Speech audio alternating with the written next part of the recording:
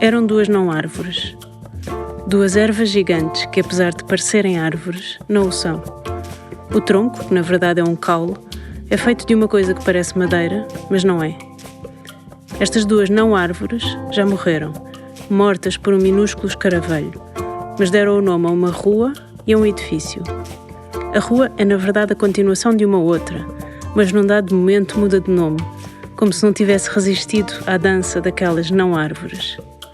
E o edifício, ela, a sede, o ou as Palmeiras. Apesar de ser um palacete burguês, foi uma sede de contracultura, palco de míticas festas e concertos punk.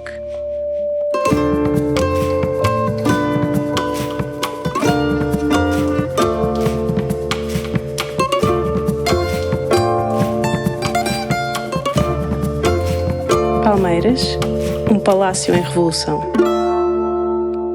Esta história em que nada é evidente é sobre a memória, sobre uma Lisboa que existiu muito antes do alojamento local, dos hotéis de charme e dos branchos com abacate, sobre quem fez essa outra Lisboa existir e como é possível que um palacete romântico no centro histórico tenha sido ocupado numa altura em que as ocupações eram normais, legais e frequentes e se tenha mantido até hoje à margem da Lisboa turística. Para que tudo o que por lá se passou não se disperse no vento, esta é uma história sobre a memória. Criação e produção sonora de Gui Caligari. Realização, narração, escrita e edição de Joana Louçã, com Miguel Bordal. Este é o último de 3 episódios da primeira temporada de Palmeiras, um palácio em revolução.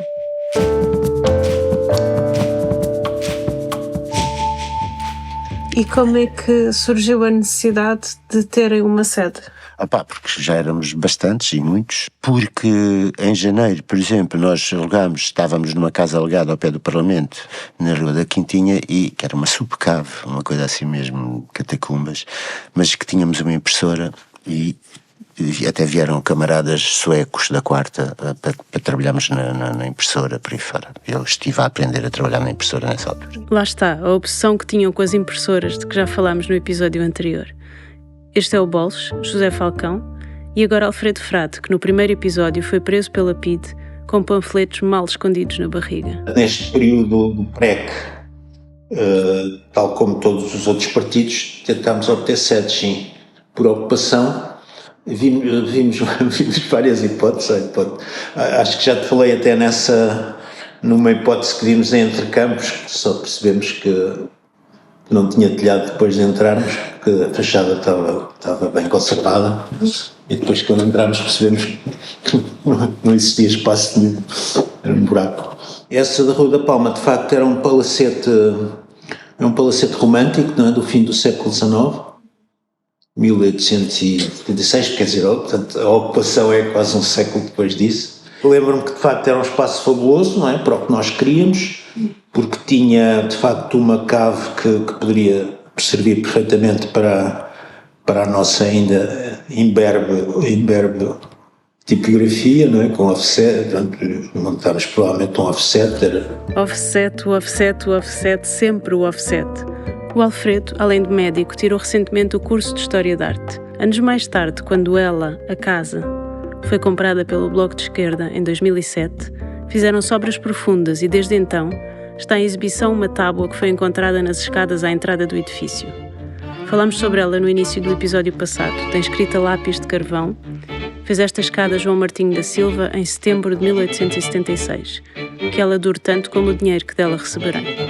Portanto, quando entramos é um palacete muito romântico, com uma sala árabe, portanto, como era normal no romantismo, portanto, há sempre uma atração pelo orientalismo e naquela altura, enfim, não querendo comparar, porque evidentemente é um edifício muito brilhante e sofisticado, é um edifício em Monserrate que é este tipo de traça, portanto, com estuques, portanto, trabalhados, com salas árabes e pronto. Não sei se sabes, mas quando fizeram as obras de recuperação da sede, encontraram nas escadas logo dentro. Sim. Estava assinada. Sim, é a tal do João Martinho da Silva. Eu depois tentei procurar quem é que era este indivíduo e não consegui perceber se ele é o arquiteto do edifício ou se é só o marceneiro, digamos assim, o operário, pronto, que faz a escadaria. Mas Quando é que tu entraste na primeira vez no Palmeiras? E porquê que Entrei no Palmeiras para ocupar. Quantas pessoas é que estavam, que tu te lembres, mais ou menos? Eram poucos, eram muitos? Acho que eram poucos, não eram muitos, mas nós também não éramos muitos sempre. Portanto, eram à volta de 20, 30. Estamos com Ana Campos e depois segue-se Margarida Ruas, ambas médicas. Pouco depois da ocupação deram-se conta que havia outro cliente para a casa, o MRPP, Movimento Reorganizativo do Partido do Proletariado, um partido maoísta com um nome incrível e que tinha assinado na véspera um contrato de aluguer com os representantes dos proprietários. Os proprietários eram imensos. Uns tinham ido depois do 25 de Abril para o Brasil e outros viviam no norte do país. E o que é que eles fizeram? Eles ameaçaram os porcos trotskistas de que não podiam estar a ocupar uma coisa que eles queriam. E ameaçavam que ocupavam, que entravam lá dentro. Por isso durante uns tempos organizaram-se estadias permanentes durante o dia e durante a noite na sede para defendê-la. Mas nunca houve tentativas a sério? Acho que não. E como é que cozinhavam no início? Cozinhavam? Quando dormiam lá à noite, dormiam? Só dormíamos, então levávamos a um cobertório e tentávamos conviver com as pulgas. Nos dias que me calhava a mim, mandava o Jorge para lá dormir, que eu achava que aquilo tinha umas condições péssimas, aquilo era uma coisa... Bom, acho que aquilo tinha um aspecto medonho. Eu só me lembro daquilo, eu acho que até pulgas lá havia, por isso que eu dizia que não dormia lá. Mas pronto, depois foi-se fazendo aos poucos, mas era um bocadinho inóspito. Aquilo era um bocadinho inóspito, era uma coisa enorme, depois as reuniões eram ali, pronto, e depois aquilo começou depois a ter vida e começou-se a fazer alguns arranjos, mas aquilo estava, não sei há quanto tempo é que aquilo estaria desabitado, mas aquilo estava já um bocado degradado. Eu vou dormir para ali, não vou, cheio de pulgas, Deus me livre, não queria, mas não dormi. Além de que tinha medo, eu disse, olha, se assaltarem aquilo, o que é que eu faço? Mas quem ficava lá a dormir não ficava sozinha. Mas ficava um ou dois só, era assim, não era, eu acho que não ficava muita gente, não. Nem sei se havia dias que não ficava só um. E eu disse, olha, eu não fico cá, então, o que é que eu faço? O que é que eu faria? Eu dizia logo, olha, vem tu. Lembro-me de ser um estaleiro. Ser um estaleiro não só pelo estado de alguns locais, mas principalmente pela ocupação que se fazia. Aquilo eram baldes de cola, era fazer cola, era fazer cartazes, era de uma militância e depois reuniões. Estou a falar com a Luísa Ramos, que tinha sido aluna do Zeca Afonso e que escapou por pouco a ser presa pela PIDE no primeiro episódio. Ingenuamente, achei que a Luísa não se lembraria da ocupação das Palmeiras com maior detalhe, porque se casou por volta dessa altura. Tu casaste mesmo antes, portanto, provavelmente, não sei, ou tinha sido o teu casamento, ou estavam, não sei se foram de lua de mel. Não, eu saí do casamento, não houve lua de mel, porque nós saímos do nosso casamento diretamente para o pavilhão dos desportos, para um comício da LCI. Antes de continuarmos para a ocupação propriamente dita, vamos voltar ao artigo do Diário de Lisboa de 10 de março de 75, lido pela Diana Dionísio.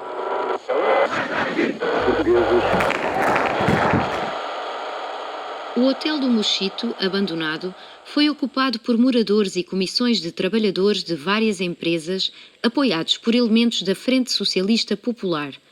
O objetivo desta ocupação é a transformação do hotel numa colónia de férias para os trabalhadores do distrito de Setúbal. No sábado passado, realizou-se no local uma reunião popular onde foi ratificada a decisão de ocupar as instalações. Duas irmãs, Emília, de 55 anos, e Ana, de 59, naturais do concelho de Oliveira do Hospital, foram surpreendidas pela PSP a tentar forçar a porta do segundo andar do prédio 26 da Avenida Sacadura Cabral, utilizando para o efeito um martelo, um escopro e uma chave de fendas, ferramentas que lhes foram apreendidas. Apoiados pelo Comitê Central Local do Movimento Reorganizativo do Partido do Proletariado, MRPP, trabalhadores de Alhos Vedros ocuparam uma vivenda com apreciável número de divisões. Os ocupantes moravam em barracas miseráveis e a ocupação processou-se após a realização de uma Assembleia Popular de Moradores com apoio do MRPP, que distribuiu vários comunicados. A história das duas irmãs cinquentonas que partiram em busca de um apartamento com 2 ferramentas apenas. Um hotel abandonado transformado em colónia de férias para os trabalhadores e as pessoas que viviam na miséria e ocuparam uma vivenda, claro, com a posterior distribuição de panfletos, mostra que neste tempo, em que as luas de mel se passavam em comícios, a ocupação das casas não era uma atividade exclusiva dos partidos de esquerda.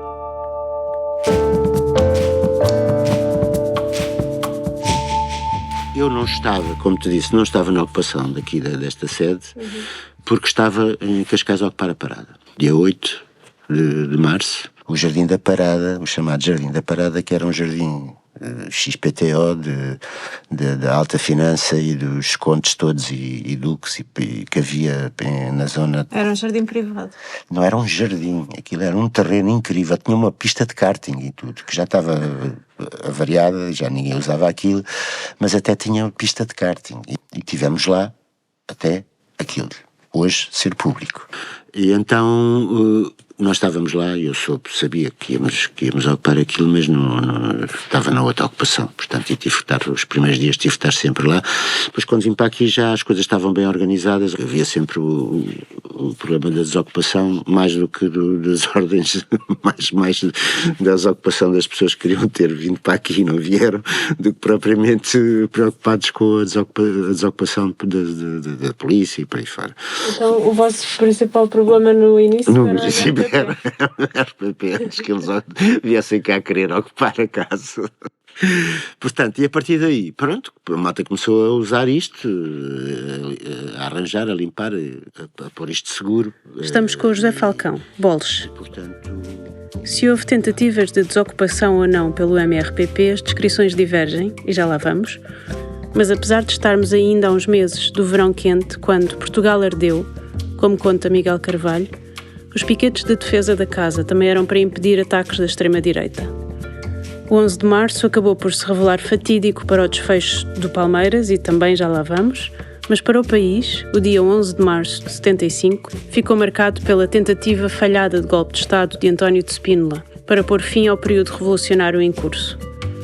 Agora, Nuno Pinheiro, na altura jovem estudante de liceu, e Heitor de Sousa, que estava até aqui no Porto e que veio a ser o primeiro funcionário assumido da LCI. E digo assumido porque antes já tinha havido um funcionário na clandestinidade, de quem já falámos antes. Eu estava há muito pouco tempo e não soube que ia ser ocupada, e portanto até vi a notícia no jornal. Ocupar uma sede na Rua da Palma. Eu assim, a Rua da Palma, não faço ideia de onde isso seja, mas pronto, lá descobri onde era a Rua da Palma e vim cá. O primeiro dia que eu me lembro de cá vir, portanto isto estava teve anos desabitado, não é? Estava terrivelmente sujo, foi no 11 de março de 75, o dia do golpe militar, e eu vim cá, tinha aulas à tarde, vim cá de manhã, e lembro-me de ter estado a esfregar o chão, e pronto, essas coisas que o miúdo de 16 anos fazia em casa, não é? Claro que não fazia nada disso, mas pronto, mas aqui fiz, esfregar o chão, essas coisas. À hora do almoço voltei para casa, de barco, pronto, e no barco, quando ia de barco, vi os aviões que tinham, agora não tenho a certeza, que iam, penso que voltavam de atacar o Ralis. É uma recordação ao mesmo tempo daqui e do que acontecia na política nacional. Que foi o 11 de março no Porto? Não foi nada que se parecesse, porque eu vim a saber, com o que se fez aqui, não é? Não houve tiros, não houve assim nada de especial. O que houve foram barricadas à entrada da Ponte Dom Luís, do lado de Gaia. As barricadas não eram barricadas, na realidade eram controles sobre os automóveis para ver armas, apanhar armas, e que eram seguidos por tropa, não é? A coisa foi relativamente tranquila no Porto. Mas sabíamos que aqui embaixo havia, não é? Apesar de não haver telemóveis, sabíamos que por alguns telefonemas que fazíamos, que íamos de vez em quando às cabines telefónicas fazer esses telefonemas, que as coisas aqui não estavam fáceis, não é? Nós viemos não era no Foguete, mas depois um comboio parava quase em todas as estações. O Boles, José Falcão, foi buscar o Heitor a Santa Apolónia e levou-o a conhecê-la, à casa. Acho que isso era tudo muito tranquilo, porque o stress desta ocupação já tinha passado, não é? Havia chamado 2 queijos para um mesmo osso. E, portanto, eles vieram cá no dia 12, à tarde, para tentar assustar e não sei o quê. Isso eu não assisti, eu só assisti depois, 2 dias depois, creio que foi no dia 14 de março, eles vieram cá à noite também para amedrontar, não sei o quê, mas nós tínhamos aqui umas 50 pessoas a ocupar aqui a sede, e isso, pronto, e havia aí uma grande disponibilidade para tratar das coisas a direito, se fosse necessário, com o MRPP, ou seja, com quem fosse. Mas naquela noite, dia 12 de março, aquilo estava tudo tranquilo e pronto, e havia uns camaradas que tinham umas violas e pronto, e estavam uns que tinham uns gravadores que dava para ouvir umas músicas ligados à corrente e tal. Mas havia eletricidade? Havia, porque havia um camarada que era o Cheio Elétrico, que já faleceu, e que ele, logo quando, nas primeiras dias de ocupação, conseguiu fazer uma ligação direta à rede, enquanto nós não tínhamos oportunidade de legalizar, digamos, esta ocupação. Ela, casa romântica, burguesa caída em desgraça, não tinha na altura fios de eletricidade, não tinha canos, tudo o que era de cobre tinha sido arrancado. As paredes tinham o estuque a cair, havia caruncho nos soalhos, as janelas dos andares de cima tinham os vidros partidos e chovia no último andar. Já tinha sido assaltada? Não sei se foi assaltada, se foi a próprios proprietários que, para acelerar o processo de degradação do edifício, tiraram isso tudo para evitar que isto fosse ocupado, não é? A cave tinha uma parte que estava um bocadinho melhor, que era a parte onde nós instalámos depois um offset. O Heitor junta-se ao coro dos tipógrafos. Portanto, nós tivemos que fazer uma reconstrução precária no princípio para evitar que isto fosse chovesse cá dentro e fizesse muito frio. Mas adiante, todas as histórias ganham quando são contadas de mais do que uma perspectiva. E o que seria de nós sem as coincidências? Nesta história, a enorme coincidência é que quem tinha a outra perspectiva, a do MRPP, era o Fernando Rosas. A primeira versão da história foi gravada a meio de um jantar, no meio do ruído e do caos, mas a segunda já foi seriamente gravada em estúdio. Em 1975, eu era militante do MRPP, era o Movimento Reorganizativo do Partido do Proletariado, era um movimento maoísta, que tinha tentado fazer algumas ocupações de casa e sempre reprimidas pelo COPCON. O COPCON, Comando Operacional do Continente, era a estrutura que em termos operacionais substituiu a polícia nas cidades e que era comandado por Otelo Saraiva de Carvalho. Era uma altura em que a PSP e a GNR estavam recolhidas a quartéis, até devido à sua identificação com o regime fascista, e portanto havia um ódio popular muito grande nas cidades a essas forças. Eles recolhiam a quartéis e, portanto, em parte a ordem pública, em parte não, na totalidade, era assegurada por as forças, os vários regimentos, e o COPCON tinha uma relação de grande conflitualidade com o MRPP, muito animada pelo PCP, porque o PCP entendia que à sua esquerda não devia existir ninguém e, portanto, a política do PCP nem era sequer polemizar política ideologicamente, era utilizar a sua influência no aparelho de Estado e na tropa para eliminar, pura e simplesmente, a concorrência que havia à esquerda do PCP. E, portanto, nós resolvemos mudar de política. E resolvemos, portanto, ir à procura de uma casa onde houvesse um senhorio disposto a alugar a casa. E demos aqui com o Palácio das Palmeiras, vazio. Fomos à procura de quem era o senhorio, e fui eu até que fiz isso. Fomos falar com o senhorio, fui lá negociar com o homem, que ficou agradavelmente surpreendido pelo facto de haver um movimento maoísta disposto a fazer um contrato de aluguer e não a ocupação selvagem, como eles diziam, da casa. Fizemos um contrato de aluguer, 10 contos, 10.000 escudos. Assim foi. E o contrato foi assinado e tudo. Eis não quando, passado uns dias, vêm uns selvagens de trotskistas e ocupam aquilo, não é? E nós resolvemos não contra-atacar, não assaltar aquilo. Isso dava origem a um conflito ainda maior do que o de ocupar simplesmente. E resolveu-se que eu devia ir ao Copcon apresentar um protesto acerca disso. Porque anteriormente o Copcon já vos tinha expulso a vocês de outros sítios. E, portanto, nós íamos dizer ao Copcon, agora alugámos, temos aqui o contrato, como é que é? E eu fui no dia 11 de março de 1975. Aproximo-me do Copcon e eu estranhei, porque não havia ninguém no portão, nada, tinha tudo desaparecido. Quer dizer, entrei pelo Copcon, por ali dentro. Tu ainda não sabias o que é que estava a passar? Não sabia o que é que estava a acontecer. Entrei pelo Copcon ali dentro e quase que diretamente cheguei ao posto de comando, não é?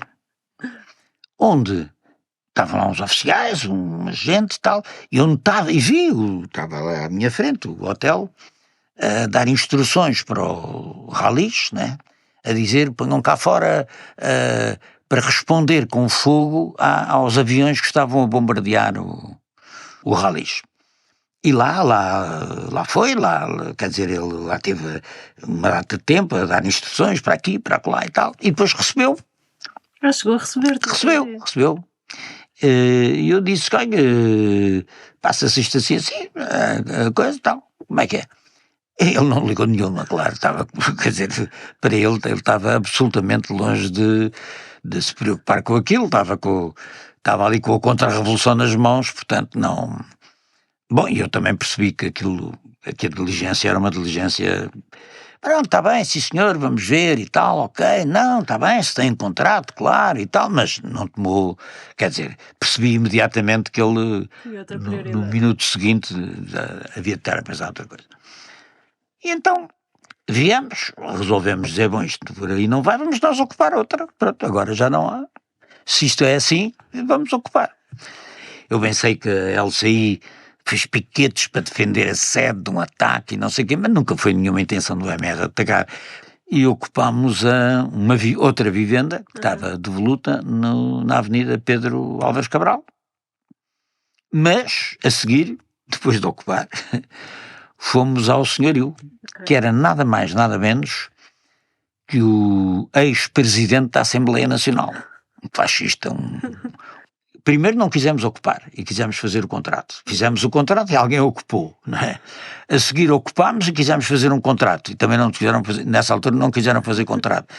E, portanto, naquela altura ocupou-se e esperava-se que depois a situação... Hoje em dia a ideia de um partido ocupar um edifício devoluto para fazer dele a sua sede nacional parece tão longínqua, tão impossível, mas na altura era habitual.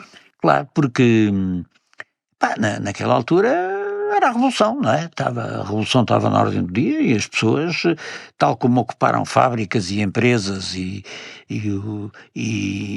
passaram a geri-las em muitos casos quando o patrão as abandonou, ocuparam casas para morar em vários bairros e ocuparam casas não só para morar, para fazer centros de dia, para instalar comissões de moradores, para fazer cursos de alfabetização. E, portanto, a iniciativa estava do lado do povo nessa altura e, portanto, os senhorios até agradeciam que alguém fizesse um contrato por eles. Na realidade, é verdade, porque fazer um contrato significava que havia uma defesa jurídica em relação à ocupação. Havia uma grande crise habitacional em Lisboa, não é? Lisboa era uma cidade cercada por barracas e bairros degradados. De facto, segundo o censo de 1970, quase 30% das pessoas em Portugal viviam em más condições de habitabilidade. 21.000 pessoas viviam em bairros da Lata à volta de Lisboa, sem água canalizada, eletricidade ou instalações sanitárias. E havia muita casa de voluta, porque os proprietários estavam à espera da valorização para meter no mercado. E, portanto, quando a Revolução explodiu, quando a Revolução se colocou na ordem do dia, uma das iniciativas populares, espontâneas, foi ocupar casas. Foi uma das frentes mais importantes da Revolução de Abril, não é? Juntamente com a melhoria das condições de vida dos salários, das empresas, condições de trabalho, horário de trabalho, salário mínimo, e depois a seguir veio mais tarde o Serviço Nacional de Saúde, etc. Tudo isso foi conquistado na rua. Ninguém otorgou as liberdades fundamentais, a liberdade de associação, de expressão, etc., não foi concedida por ninguém, foi conquistada pelo movimento na rua. Quer dizer, quando eles legislaram, quer a constituição de partidos, a liberdade de associação, quer de manifestação, foi no fim do ano de 74, já havia partidos por todo lado, partidos, ocupações, etc., manifestações por todo lado. Isso, ou seja, a democracia em Portugal é conquistada na rua, não é oferecida por ninguém. Já a conhecemos a ela, já os conhecemos a eles, já sabemos o que andaram para se encontrar e as circunstâncias deste encontro. Isto é, estamos quase no fim deste episódio, mas é impossível não pensar nas diferenças para os dias de hoje. Passo a palavra à Anabela Brito, que ainda não falou neste episódio, mas é a médica que no liceu saiu à rua para celebrar a morte do Salazar. E depois acho que é bastante interessante comparar coisas com, então, na altura antes do 25 de Abril e logo do PREC, comparar a situação com a situação de hoje em dia, porque, por exemplo, olhando para o facto da sede ter sido ocupada e como é que era a situação da habitação logo a seguir ao 25 de Abril, é totalmente antagónica e oposta daquilo que é hoje. Completamente diferente. O facto dos senhorios quase que implorarem para irem pessoas viver para os apartamentos que tinham. No meu caso, concretamente, eu estava, na altura, consegui alugar uma casa no Campo Pequeno, porque estava fechada, o senhorio tinha medo das ocupações, claro. Portanto, eu e mais 4 colegas, que estávamos para aí no 3º ano da faculdade, fomos para lá. E foi a casa que eu fiquei a viver até maio do ano passado, em que o senhorio me pôs na rua, ao fim de 47 anos. Portanto, essa é a situação de habitação neste momento em Portugal. Porque eles conseguiram que as pessoas que tinham contratos definitivos, como era o meu caso, não é? Porque fizeram um contrato sem termo em 75, e depois a Lei Cristas, em 2012, permitiu que os senhorios pusessem perante os inquilinos a obrigação de eles passarem para a nova lei do arrendamento. O que significa que eles passavam para contratos com termo, renováveis. Ou então, se a pessoa dizia que não queria, eles podiam dizer, vai embora. Pronto. Portanto, eu aí tive que aceitar e eles fizeram-me um contrato renovado de 5 em 5 anos. Renovaram os primeiros 5 e quando chegou aos segundos 5, mandaram uma carta com um ano de antecedência a dizer que eu tinha que largar a casa. Nem propuseram nova renda. Nem sequer isso. Foi simplesmente saia na data tal. Portanto, isto ao fim de 47 anos. Portanto, essa situação da habitação é gravíssima. Olá, eu sou o Vasco Barata, tenho 35 anos. Isto é a gravar a sério? Este é o Vasco Barata, que além de ter 35 anos, faz parte de um coletivo pelo direito à habitação chamado Chão das Lutas e é deputado municipal do Bloco. Nós estamos a colher aquilo que eu acho que é uma tempestade perfeita que destrói as vidas das pessoas. Não é tremendista dizer isto desta maneira. Abdicámos de fazer políticas públicas, lá está, e depois da lei Cristas, com essa liberalização muito agressiva, temos um país totalmente impreparado para proteger as pessoas e, portanto, nós hoje temos isso. Temos as pessoas fora do centro histórico que foram empurradas para que houvesse mais alojamento local, para que houvesse uma cidade de elites, um pouco à semelhança do que existe. Isto não é um fenómeno nacional, é um fenómeno internacional, mas que em Portugal é o paraíso para quem quer especular, porque não há nenhum tipo de limite e os governos sucessivos, pelo contrário, veem no turismo uma oportunidade de sustentar uma economia de baixos salários, de precariedade. E tens algum dado sobre esta freguesia em particular, Santa Maria Maior? Sim, em termos de alojamento local é o dado que muitas das vezes se traz à baila, que mais de 70% das casas em Santa Maria Maior estão em alojamento local. É inevitável não pensar no o que teria acontecido se, essa sequência de universos paralelos em que viveríamos, se ela não tivesse sido abandonada, se ela não tivesse sido ocupada, se o MRPP os tivesse assustado a eles ao ponto de os expulsar, mas também se o centro das cidades fosse para quem nelas trabalha e tem a sua vida. Chegamos assim ao fim do último episódio desta primeira temporada de Palmeiras, um Palácio em Revolução. E já passámos por tanto juntos, posso revelar nesta fase da nossa relação que estes 3 episódios foram na verdade uma carta de amor a todas as pessoas que se levantaram contra a apatia. Foram feitos a pensar em muitas pessoas, mas em primeiro lugar na Lena, Helena Lopes da Silva, aqui no fundo a cantar para a minha filha que tinha nascido há menos de 6 horas e já estava ao seu colo. Deixa minha filha dormir. É para dormir. Querendo dormir. Participaram neste episódio Alfredo Frada, Ana Campos, Anabela Brito, Fernando Rosas, Heitor de Sousa, José Falcão, Luísa Ramos, Margarida Ruas, Nuno Pinheiro e Vasco Barata. A Diana Dionísio leu o artigo do Diário de Lisboa e o Marco Marques tentou tirar todas as minhas dúvidas sobre a ausência de crescimento secundário em Palmeiras. O João Camargo desenhou as melhores palmeiras, a Ana Feijão fez o grafismo e a Tainara Machado recebeu-me de braços abertos na Mochirão Edições. A todas elas, muito obrigada. O PSR, sucedâneo da LCI, tinha um jornal para o ensino superior que anunciava que a sua periodicidade era Sai Quando Calha. A próxima temporada deste podcast também vai ser assim. Vai sair quando calhar. Mas a próxima é, na verdade, o início disto tudo. Um dia, em 2018, ouvi na rádio uma entrevista da Inês Menezes ao Autotrips no programa Fala Com Ela, na Radar, em que ele disse: o pessoal da geração, eu tenho 52, o pessoal da geração do Zé Pedro, pronto, que já parava no Frágil, e a malta mais 10 anos mais nova que parava no Rock Renivu, na Teia, no Oceano, nas Palmeiras, sei lá. E esta frase pôs-me a pensar nessa tal história das memórias que vão ficando dispersas. Nesta primeira temporada falámos da sua origem como edifício político, o que levou a que possa ter surgido como surgiu. Na próxima, falamos do edifício como centro de contracultura, que terminou tragicamente no assassinato de José Carvalho, conhecido por Zé da Messa, militante do PSR morto por skinheads à porta das Palmeiras, a 28 de outubro de 1989. Isso na segunda temporada de Palmeiras, um Palácio em Revolução. Criação e produção sonora de Gui Caligari. Realização de Joana Louçã com Miguel Bordal. Segue-nos na tua plataforma de podcasts, deixa a tua avaliação e envia-nos os teus comentários. Palmeiras, um Palácio em Revolução.